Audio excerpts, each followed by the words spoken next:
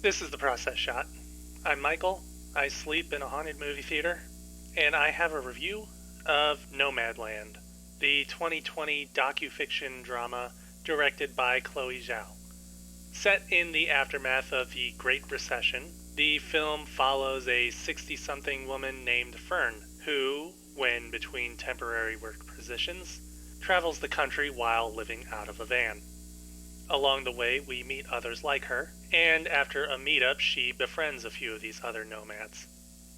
Eventually, we come to learn what it is that pushes her and others to consider the lifestyle and what it means to be nomadic in a modern society.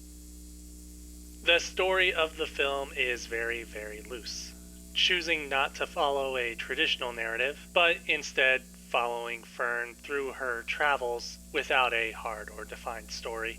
There are recurring characters along the way, each with their own motivations and stories of their own, but Nomadland is more of a character study of Fern, examining her from a distance as she more or less drifts around.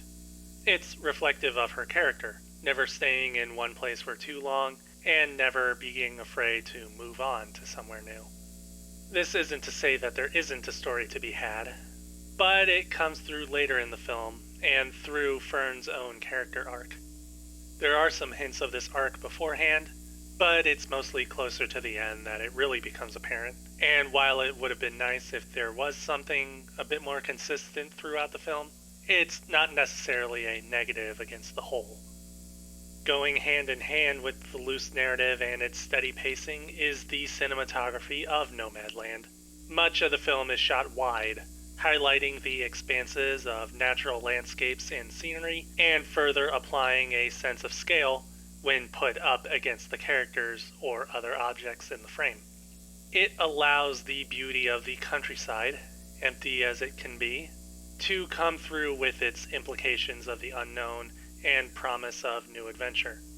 Furthermore, it emphasizes the openness of this nature against the more clustered and tighter spaces of indoor locations, further building upon Fern's character and her reluctance to settle into a singular home location. Nomadland is definitely not a movie for everybody, of course. It can be slow at times, and with the lack of an ongoing narrative, it can cause people to tune out. But it's a rewarding experience that firmly cements the viewer within the lifestyle of its characters and presents them not as eccentrics or social pariahs, but rather as human people, caught up by forces out of their control and finding nowhere to turn but their cars and the road ahead of them. And even if the people don't interest you, the scenery will. Either way, it's enough to at least make you want to take a road trip for the first time in years. Nomadland.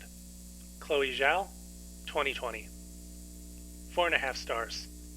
I definitely recommend seeing it. That's the end of the review. If you liked it, leave a like. If you didn't, leave a comment. If you want to see more reviews, please subscribe. Either way, I need to find a couch or something to sleep on around here. All I've got are the benches in the hallways.